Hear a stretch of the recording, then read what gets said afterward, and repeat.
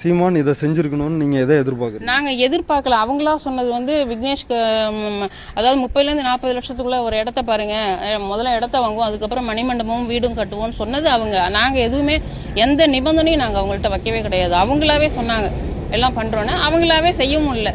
அது நாங்களும் அதோட விட்டுட்டோம். அது ஏன்னா எங்களை வந்து எனக்கு அதாவது அம்மாவுக்கு வந்து கண்ணில் அறுவை சிகிச்சை பண உதவி வேணும் இப்படிலாம் தவறான பதிவுகள்லாம் போட்டு இப்போ எங்களை விக்னேஷனுடைய பெற்றோரை நாங்கள் பார்த்துக்குறோம் அப்படின்னு சொல்லி இளைஞர்களுக்கு பணம் பறிக்கிறது வந்து எங்களுக்கு பிடிக்காத ஒன்று. அதனால நாங்கள் அதை அருவருப்பாக இருந்து வெளியில் வந்துட்டோம். எங்களை நாங்கள் பார்த்துக்க எங்களுக்கு தெரியும் இந்த நாட்டில் வந்து எங்களால் ஆன பங்களிப்பு இந்த சமூகத்துக்கு ஏதாவது செய்ய முடியுமா அப்படிங்கிறத நாங்கள் தினமும் யோசிக்கிறோம். நீங்க அவரோட சேர்ந்து பயணிச்சிட்டு இருக்கிற காலங்கள்லயே இந்த மாதிரிலாம் நடந்துச்சு. ஆமா, பண வசூல்ல ஈடுபட்டாங்க. ஆமா ஆமா. இப்ப இப்படி பண வசூல்ல ஈடுபடுறாங்கன்றது உங்களுக்கு எப்படிமா தெரிய வருது?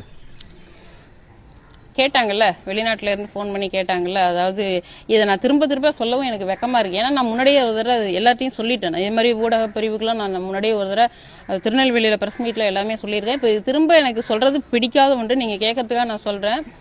வெளிநாட்டில இருந்து கேட்டாங்க, அம்மா வந்து தம்பி இறந்து கொஞ்ச நாள் தான் ஆகுது, அதுக்குள்ள உங்களுக்கு கண்ணில் அறுவை சிகிச்சைன்னு சொல்லி கேள்விப்பட்டோம், என்ன பண்ணுது, எந்த டாக்டர்கிட்ட காமிக்கிறீங்க, பண உதவி கேட்டிருக்காங்களே அப்படின்னு. அப்போ வந்து எனக்கு ரொம்ப பிள்ளையை இழந்த வேதனையை விட இது மிகுந்த வேதனையை கொடுத்தது. நம்ம மருத்துவமனைக்கே போகல, கண்ணில் பிரச்சனை இருக்கிறது உண்மைதான். ஆனால் அதுக்காக மருத்துவமனைக்கு போகாமலேயே வந்து எனக்கு அறுவை சிகிச்சைன்னு யார் முடிவு பண்ணது அப்படின்ற அந்த வேகம்லாம் இருந்தது. அதை விட்டு நாங்கள் வெளியில் இவங்க கூட பயணிக்கிறது